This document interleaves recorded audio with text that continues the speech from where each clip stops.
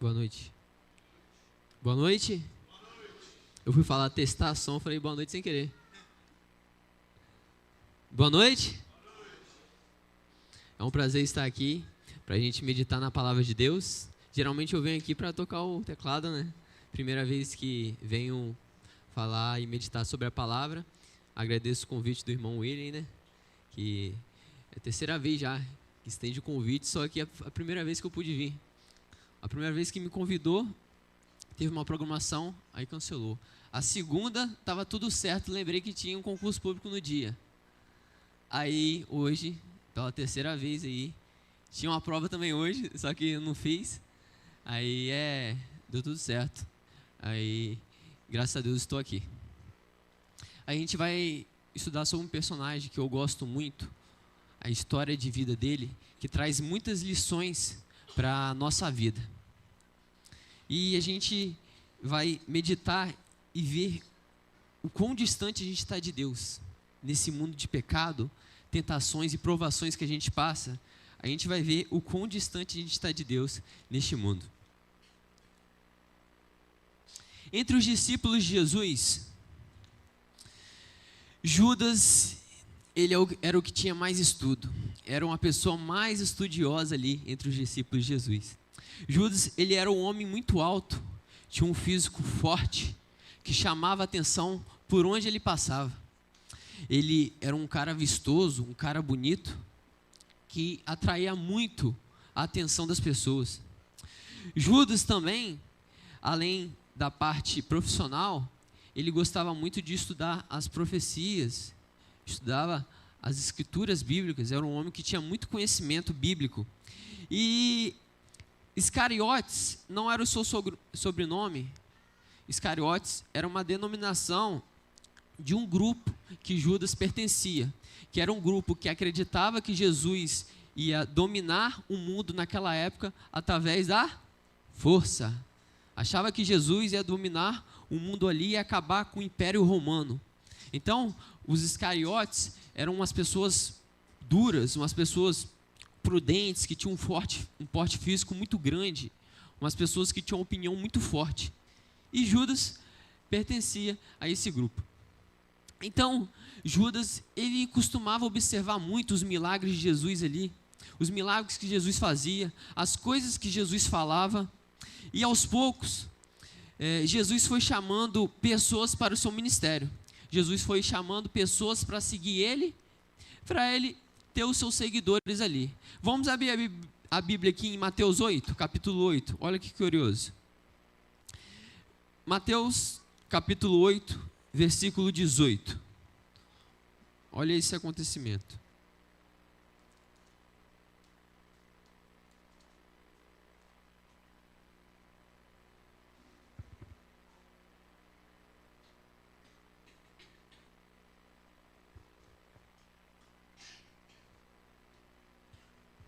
Mateus capítulo 8, versículo 18. Todos acharam? Amém? Oremos. Senhor Deus, Senhor Pai, que o Espírito Santo do Senhor possa fazer presente em cada coração.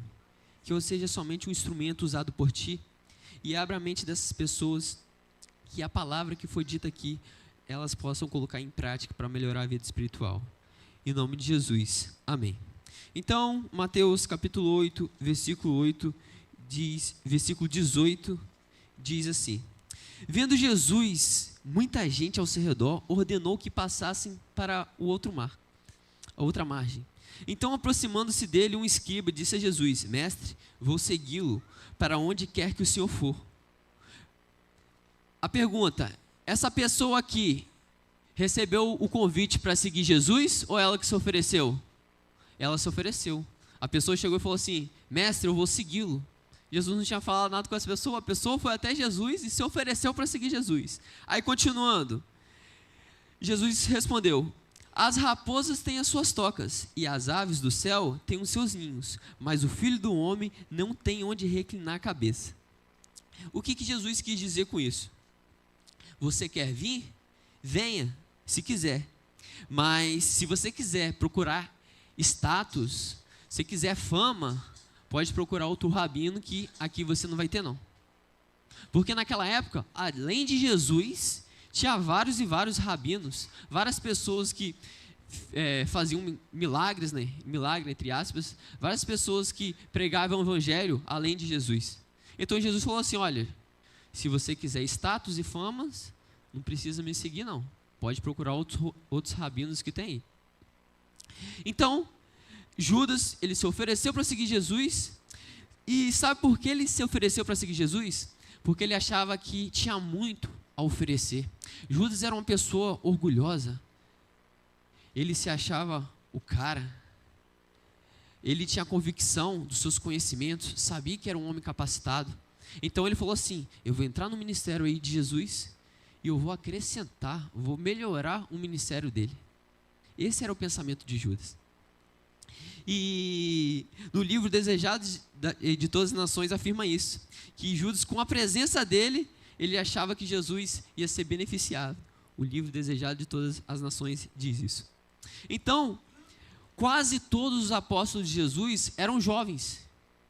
Não eram aqueles adultos que tinham 40, 50 anos. Quando eu era criança, eu pensava que os apóstolos de Jesus eram homens já maduros.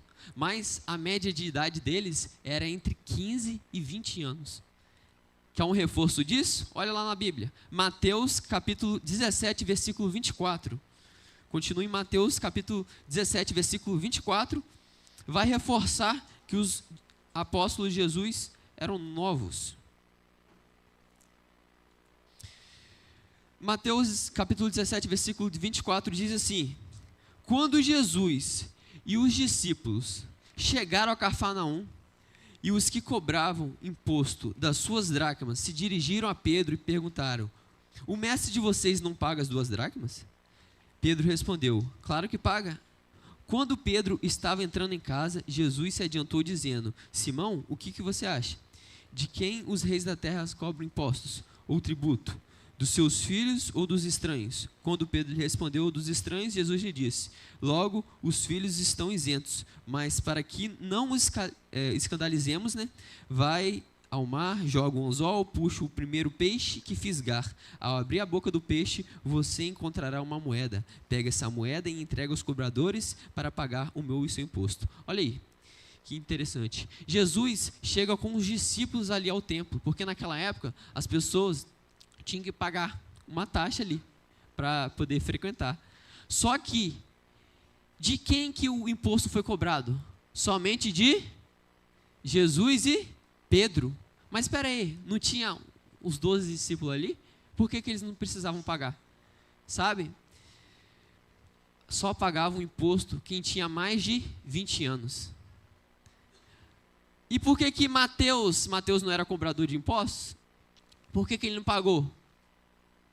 Porque, possivelmente, ele não pagou porque ele era isento ou porque ele tinha menos de 20 anos. Mateus, a gente não tem como afirmar que ele tinha menos de 20 anos. Talvez ele não pagou porque ele era simplesmente um cobrador de impostos, tinha moral lá e não precisava pagar. Agora, os outros discípulos de Jesus não precisou pagar, ficou isento. Por quê? Porque eram pessoas novas, não tinha essa obrigatoriedade. E de quem foi exigida somente a moeda para pagar? De Jesus e Pedro. Pedro foi lá, fisgou o peixe, saiu uma moeda da boca e pagou o imposto ali. Na Bíblia isso reforça. E então, a gente já viu que os discípulos de Jesus eram bem jovens, né? E outra pergunta que eu faço para você: você conhece alguém que se chama Judas? Ei, naquela época, o nome mais popular que tinha, um dos nomes mais populares era Judas. Sabe por quê? Judas era um cara que tinha fama, era um cara bem conhecido ali na cidade. Um cara bonito, um cara alto, um cara forte, um cara inteligente. Não tem alguns atores de cinema, de novela, de filme, de música, que as mães se inspiram nele para colocar o nome? Assim era Judas. As mães gostavam de colocar o nome dos filhos de Judas. Era um elogio. Então, o nome Judas era um nome muito comum na época. Eu te pergunto, hoje você conhece alguém chamado Judas? Você conhece alguém chamado Pedro? Mateus? Marcos? Por que não Judas? Talvez é até proibido em cartório, eu não sei se é proibido, Mas, dificilmente, eu nunca vi alguém ser chamado de Judas. Por quê? Porque da fama dele que permaneceu. Todos os discípulos de Jesus hoje homenageados, recebem nomes, mas Judas, não. Eu já até conheço pessoas que, já pelo menos pela televisão, que se chamam Jesus, não tem um primeiro nome, mas tem um sobrenome. Porque o primeiro nome, se eu não me engano, não pode, mas tem um sobrenome. Então, um moço, um rapaz, que era famoso na época, que tinha vários nomes, chamado Judas, e as mães se inspiravam nele para colocar o nome dos filhos. Sabe por que as mães gostavam de Judas? Porque Judas andava com Jesus e pregava o evangelho. Judas era uma das referências entre os discípulos. No livro Desejado de Todas as Nações fala que se Judas morresse antes de sua última viagem a Jerusalém, todos os discípulos sentiriam muita falta de Judas, porque ele era referência. E todos os discípulos não entenderiam o porquê daquilo, porquê da morte dele, porque era um cara muito bom. Todos os discípulos admiravam Judas. E Judas, ele levava a alma para Cristo, ele pregava o evangelho. A primeira lição dessa história que a gente tira é que a gente deve ficar 24 horas conectado com Cristo. Não importa se você é cristão há 40, 50, 30, 20 anos de idade. Se você morrer em um momento de descuido da sua vida, você pode não ser salvo. Não importa se eu tenho 23 anos, não importa se durante os meus 23 anos, acabei de pregar aqui na igreja, eu estou com uma vida espiritual boa. Se amanhã eu estiver fazendo algo errado e morrer em pecado, eu posso não ser salvo. Então, a gente deve tomar muito cuidado. A gente deve tomar muito cuidado quanto a isso, quanto às provações e tentações que a gente recebe diariamente na nossa vida. E imagina, se Judas morresse pregando em algumas ocasiões, como eu disse, Judas dava estudo bíblico, pregava o evangelho, levava almas para Cristo. Da mesma forma que eu e você hoje faz, ou talvez nem fazemos, Judas, ele fazia. E o Espírito Santo tocava no coração de Judas, tocava no momento ali de milagre, falando: Judas, larga sua vida de pecado, sai um pouquinho da sua face que ultimamente você está vivendo por aparência, entrega realmente seu coração a Deus. O Espírito Santo tocava a todo momento ali no coração de Judas, para ele se arrepender e confessar os seus pecados diariamente. Só que Judas, talvez naquele momento ele se arrependesse mesmo, talvez naquele momento ele cedesse ao chamado do Espírito Santo. Só que quando ele saía naquele momento ali de sermão, naquele momento da pregação do evangelho, e ia para sua casa, ia para os seus afazeres, ele voltava à sua rotina de pecados. E certo dia, a cúpula dos escribas e fariseus estavam se reunindo para ver o que poderiam fazer com Jesus. Sabe por quê? Porque Jesus estava fazendo tantos milagres, o nome de Jesus estava rodando tanto na região, que os líderes religiosos começaram a ficar com inveja de Jesus. E começaram a tramar coisas, ameaças, estratégia de morte para acabar com a vida de Jesus. E certo dia, reuniram-se à cúpula. E o principal nome da reunião entre os escribas e fariseus era o nome de Jesus. E ali eles estavam tentando resolver: o que vamos fazer com Jesus? Não tem como. Jesus está quebrando as nossas leis aqui da cidade. Jesus está levando tantas pessoas ali, está blasfemando contra o nome de Deus. Não tem como isso não, a gente vai ter que arranjar alguma coisa, a gente vai ter que de alguma maneira acabar com Jesus. E eles chegaram à conclusão de que precisavam contratar alguém para matar Jesus. Ponto. Finge que a cúpula dos fariseus é aqui nessa igreja, a cúpula dos fariseus é aqui, e ali na praça é a casa de Simão. Então, ao mesmo tempo que está acontecendo essa reunião aqui, na cúpula dos fariseus, como estratégia para matar Jesus, ali na praça estava tendo comida na casa de Simão. As pessoas estavam comendo, e quem estava ali? Jesus. Jesus estava ali na casa de Simão, alguns quilômetros dali. Estava à mesa na casa de Simão. E de repente veio uma mulher no meio da multidão. Estava acontecendo a cúpula dos fariseus, e logo ali, na casa de Simão, estava tendo um banquete. E chega uma mulher no meio da multidão. A mulher chega aos pés de Jesus, joga um vinho de nardo, puro de perfume, joga ali em Jesus. E Judas, vendo aquela cena, Judas disse o quê? Que desperdício. 300 denários. Por que Judas sabia do preço? Você conhece aquela pessoa que gosta de comprar as coisas na promoção? Eu conheço muita gente da minha família, sabe o preço de tudo. Uma vez eu fui no mercado, eu ia ali no mercado em Marataízes, lá no meu bairro mesmo, em Brejo dos Patos ali, fazer uma compra no mercado. Aí meu avô pegou e falou: Gustavo, meu avô, pai do meu pai, Gustavo, vai ali no BH não, vai ali no Open, que o preço tá isso e aquilo. Aí eu fui fazer a somatória mais ou menos, eu ia economizar R$4. Aí eu peguei e pensei assim, mas espera aí, a gasolina que eu vou gastar para ir para lá, você não contou não? Rapaz, tem isso, não, mas compensa você comprar lá em maior quantidade. Ou seja, a gasolina que eu ia gastar para ir para lá ia ser muito maior. E tipo, ele é assim às vezes, ele compra uma coisa no mercado, vai em outro mercado comprar outra coisa porque está em promoção, aí vai para o outro lado, vai comprar e roda 3 supermercados para conseguir adquirir todas as promoções. E ele consegue umas compras mais baratas, porque ele fica por dentro do preço todo. Judas, ele era tesoureiro ali do ministério de Jesus. Então, o dinheiro ficava concentrado, o dinheiro dos discípulos de Jesus ali ficava concentrado todo com quem? Com Judas. E Jesus, quando Judas se ofereceu no ministério dele para o segui-lo, Jesus sabia que Judas tinha uma quedinha pelo dinheiro. Não era muita, mas era pouca. E Jesus colocou Judas logo quem? Como tesoureiro, para testar a fé de Judas. Um homem que tinha tendência a roubar um pouquinho ali, Jesus coloca ele como quê? Tesoureiro.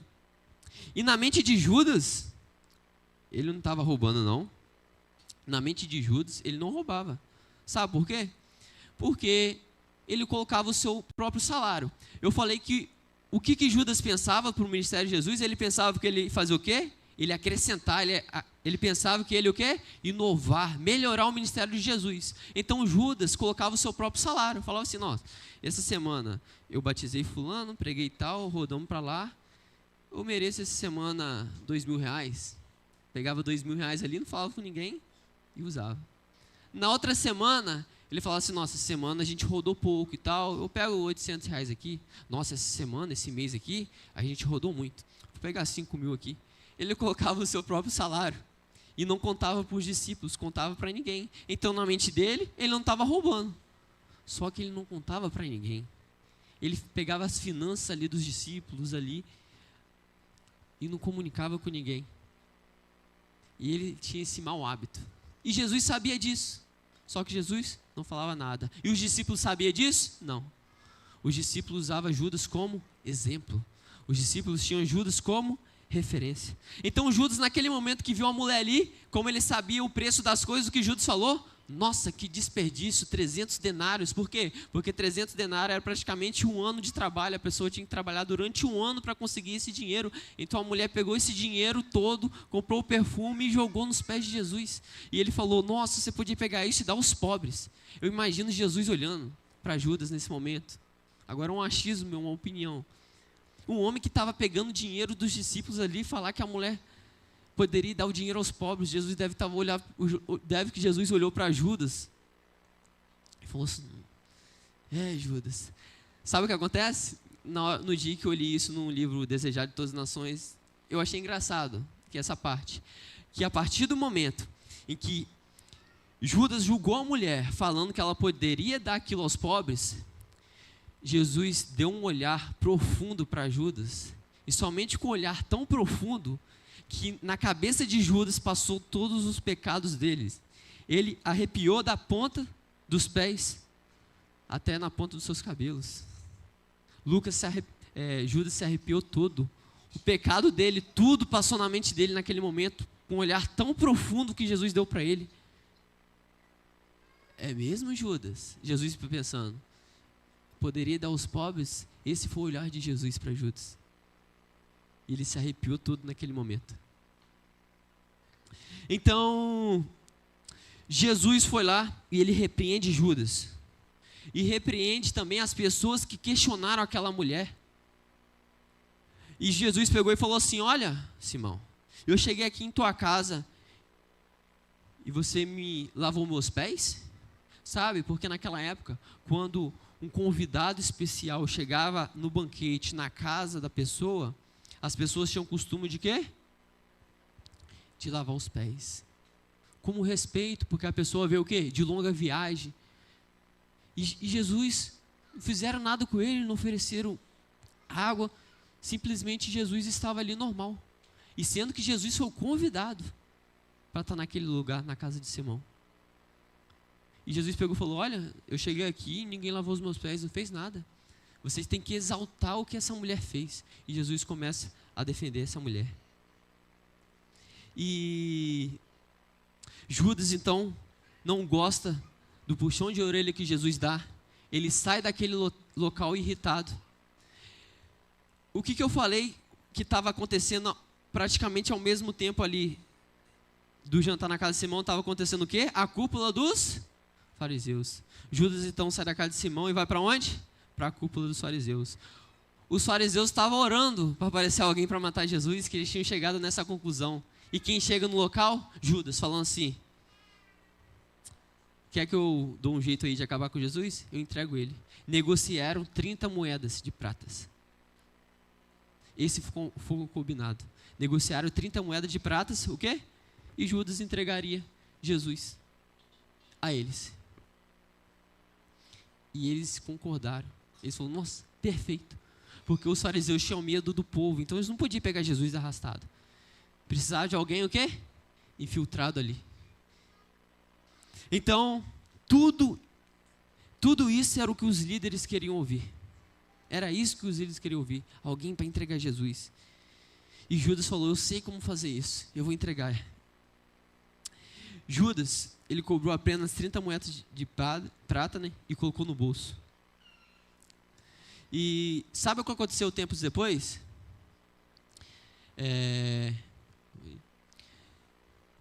Teve a Santa Ceia, a famosa Santa Ceia.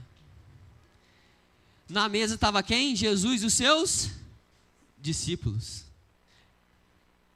Geralmente, as pessoas mais importantes ali entre os discípulos sentavam mais próximo o quê?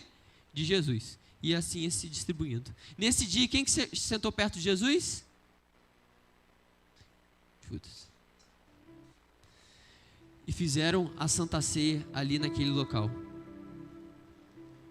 Possivelmente, é uma teoria, não é uma afirmação, não está na Bíblia, Judas estava com as 30 moedas de prata no bolso dele.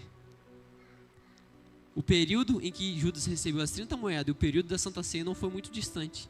Então, possivelmente, possa ser que Judas ainda estava com as 30 moedas no bolso dele, participando da Santa Ceia ali.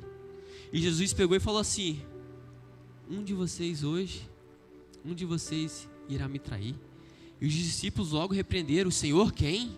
Porque todo mundo tinha amizade ali com todo mundo. Como que alguém seria capaz de trair Jesus?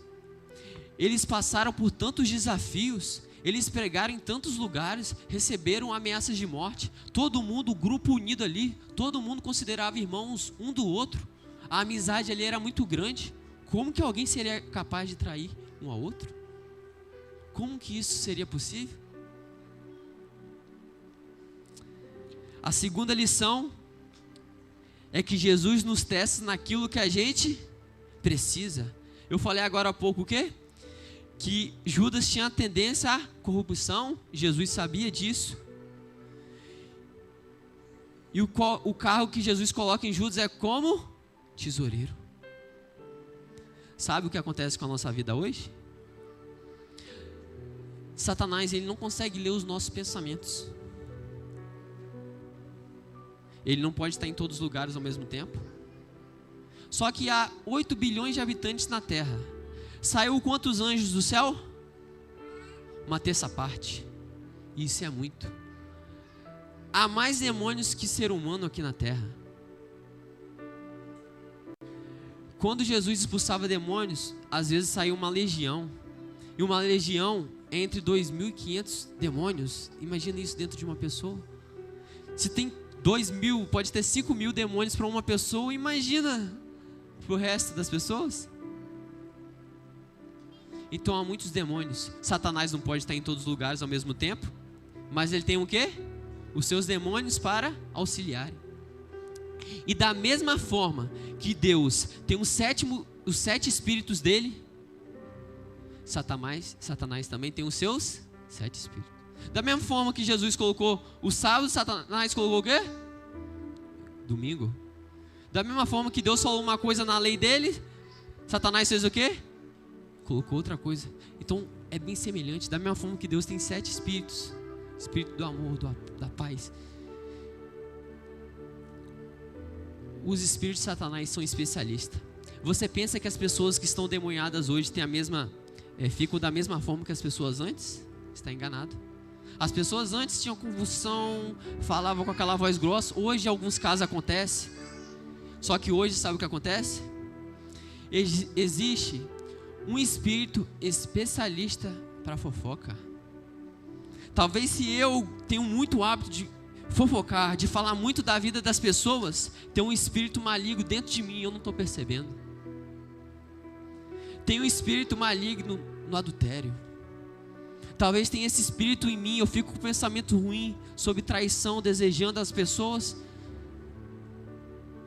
e não percebo. Tem um espírito, o mesmo espírito que mexe com adultério, ele é especialista na pornografia. Existe um espírito especialista em tentar a ver pornografia. Também existe um espírito que é o mesmo espírito da pornografia, do adultério, na bebida alcoólica. A pessoa está lutando ali para largar o vício, mas o que acontece? Ela não consegue, porque tem algo maior prendendo ela ali. E esse espírito maligno, especialista só para causar isso na pessoa. Existe também o espírito do nervosismo. A pessoa que fica estressada diariamente. A pessoa que trata mal os outros a todo um instante. Muita gente só confunde isso com personalidade. A pessoa tem personalidade forte. Tome cuidado. Existe um espírito só com isso, que fica tentando a pessoa. Então hoje, a gente pensa que está tudo bem na nossa vida, mas tem que tomar muito cuidado. Talvez tenha um demônio dentro da gente e a gente não está percebendo, porque os nossos olhos estão fechados. Eu citei alguns, mas há 7 espíritos. Então, Judas tinha um espírito dentro dele, tentando ele para o quê? Roubar. O livro Desejados de Todas as Nações diz que a tendência de Judas para roubar no início era pequena. Só que depois que ele virou tesoureiro, começou uma tentação muito mais forte. E Judas começou o quê? A roubar primeiramente o quê? O dinheiro dos discípulos. E começava a falar assim, não é pecado não, eu estou colocando meu próprio salário. E quando a pessoa está em pecado, a pessoa fica cega, o espírito vai tentando mais a pessoa e a pessoa vai subindo o quê? De degrau. Agora Judas foi capaz de quê? Só roubar não. Judas foi capaz agora de pegar 30 moedas para entregar uma vida de uma pessoa, levar uma pessoa à morte. Então o pecado ele começa pequeno, a tentação começa pequena. E se você for produzindo essa tentação, se você for colocando lenha, se você for sustentando essa tentação, esse pecado que você comete, ele vai crescendo. E Judas chegou ao ponto de entregar uma pessoa à morte para poder o quê? Receber dinheiro. Para você ver o nível que chegou. E tem pessoas que falam assim: olha, Deus, ele previu que alguém iria trair Jesus, porque ele é onisciente, ele viu que isso ia acontecer. Sim, já estava escrito que alguém iria trair Jesus, Deus previu isso. Mas escuta só essa frase. Deus, imagina Deus criar um bebê lindo no ventre da mãe e querer que esse bebê trairia Jesus. Você acha que Deus seria capaz disso? De fazer um menino nascer e falar: esse menino, esse bebezinho vai trair Jesus? Deus vai fazer isso com uma pessoa, vai fazer isso com a mãe, vai fazer isso com a família? Jamais. Isso é um absurdo. Não tem a ver com o caráter de Deus. Deus, quando ele prevê algo, isso não quer dizer que a onisciência dele é causativa que ele previu. Um exemplo: eu vou prever que vai ter um acidente de moto aqui agora, e o acidente acontece. Eu causei esse acidente? Não. Eu apenas vi o futuro que o acidente iria acontecer. Mas eu peguei alguma pedra, joguei para o cara cair? Eu peguei um carro, joguei para alguém cair? Não. Eu somente vi o que iria acontecer no futuro e não interferi. Deus viu que Judas ia trair ele. Só que a decisão, quem que tem o livre-arbítrio? A pessoa. Judas escolheu esse caminho. Se Jesus não fosse entregue dessa maneira, ele seria de outra, para cumprir as profecias. Mas Judas nunca foi o escolhido. Ele escolheu esse caminho porque ele quis. Deus não interfere na decisão das pessoas. Deus mostra um caminho, o inimigo mostra outro, mas a última decisão, a última palavra é da própria pessoa. Ela que decide. Então, Judas, ele poderia ter se arrependido depois de ter entregado Jesus. Ele poderia ter se arrependido, só que ele não se arrependeu. Aí o que acontece? Satanás, os demônios, ele conhece o nosso ponto fraco. E ele vai tentar a gente aonde? No nosso ponto fraco. Então por isso que a gente não pode julgar as pessoas. Tem pessoas que têm costume de mentir. Às vezes a gente fica julgando essa pessoa. Essa pessoa está mentindo muito, não sei o que. A pessoa é isso, isso, aquilo. Só que esse é o defeito dela. Talvez ela está lutando contra isso. Talvez ela está pedindo força a Deus e lutar contra isso. E a gente está julgando. Talvez a mentira é uma coisa fácil para a gente. É fácil só falar a verdade. Mas talvez eu não tenha o costume de mentir. Mas talvez eu tenha o costume de falar mal da vida das pessoas. Cada um tem o seu ponto fraco. Cada um tem o seu defeito. Alguns mais graves, alguns menos graves. Mas todo mundo tem o seu defeito. E a gente tem que buscar a Deus, pedir o Espírito Santo para quê? Para nos ajudar. Porque se esse defeito, sabe o único pecado que não é perdoado? É o pecado contra o Espírito Santo. E sabe o que acontece com esse pecado contra o Espírito Santo? Sabe o que é o pecado imperdoável? É o pecado que a gente não confessa e se arrepende. O Espírito Santo toca tanto no nosso coração para a gente mudar nosso estilo de vida, para a gente abandonar o pecado, só que a gente vai resistindo, e esse pecado torna normal para a gente. Se esse pecado tornou normal, você vai confessar para Deus e se arrepender? Não. Então não vai ter perdão para Ele. Porque agora você não reconhece aquilo como pecado. Antes você reconhecia, mas você já fez tantas vezes que agora é normal. Tem a frase conhecida que fala que a mentira dita várias vezes se torna o quê? Verdade. A gente deve tomar muito cuidado com isso. Judas estava ficando tão cego. O demônio especialista naquela área estava tocando tanto no coração dele que para ele não estava errado mais. E o que acontece nessa história? Para todo mundo, Judas era um exemplo de cristão. Agora vamos olhar para a nossa vida. Talvez a gente está aqui na igreja, para todo mundo a gente é um exemplo de cristão, porque a gente prega, a gente canta, a gente toca algum instrumento. Talvez no nosso trabalho a gente também é um exemplo de chefe. Mas no momento que a gente está sozinho, ou no momento que a gente está com algum parente especial, a gente é outra pessoa. Talvez quando eu estou sozinho, somente Deus sabe o que eu penso, Deus sabe o pecado que eu cometo. Coisa que mais ninguém sabe. Nenhum dos discípulos sabia do pecado de Judas. Para eles e para as pessoas, Judas era o exemplo, porque Judas pregava, levava a alma para Cristo. O pecado dele estava acariciado, o pecado de Judas estava escondido. Para ele era o exemplo de todo mundo. Na minha vida e na sua hoje, talvez a gente é exemplo para a pessoa. Talvez quando a pessoa olha para mim e para você e fala, ó, esse é um exemplo de cristão.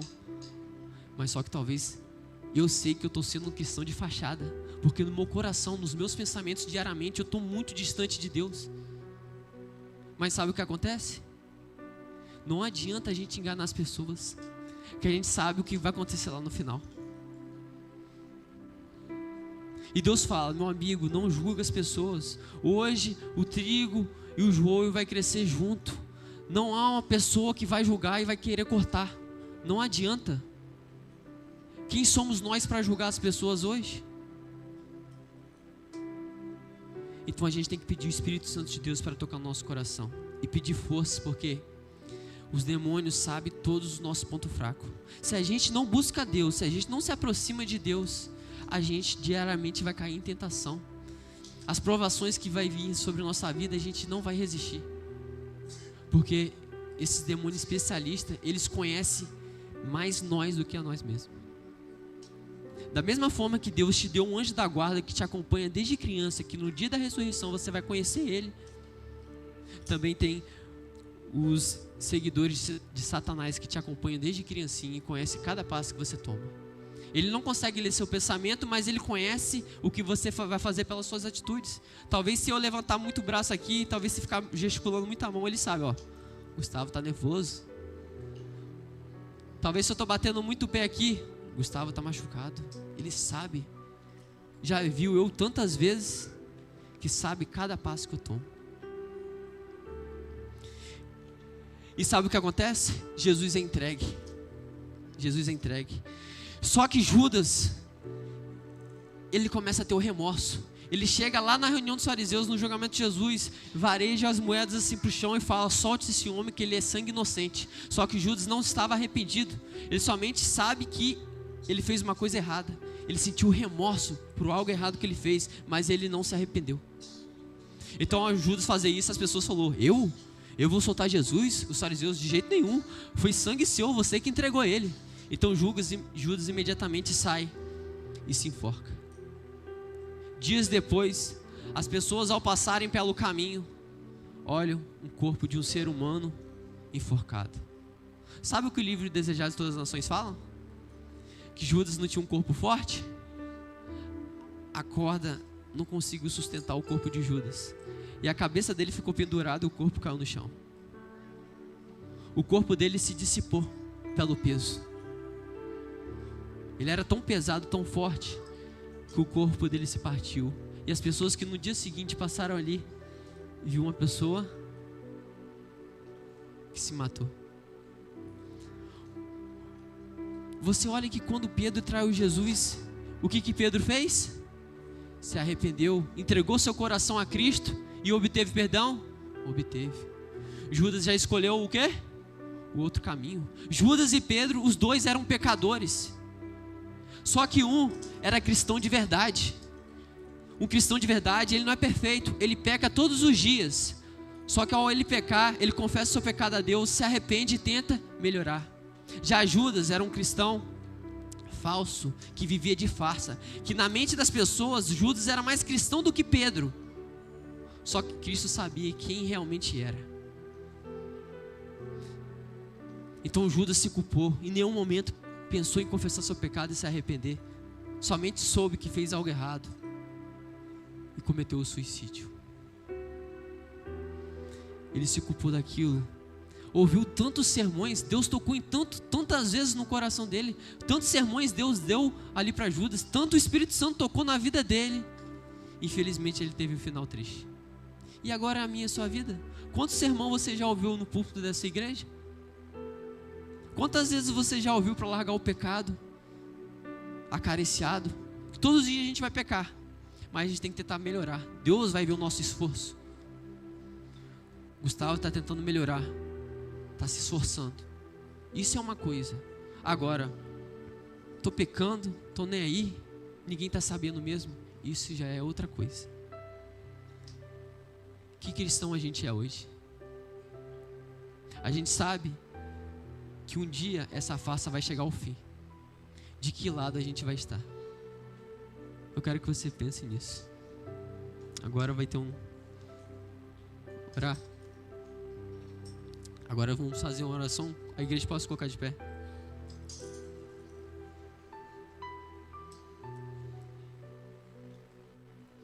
Senhor Deus, Senhor Pai, será que te amamos, Senhor? Ou será que nós estamos com medo de perder a vida? Será que a gente quer ir para o céu porque a gente te ama e quer te ver? Ou será que a gente está tentando te buscar hoje só para não morrer no fogo eterno, Senhor?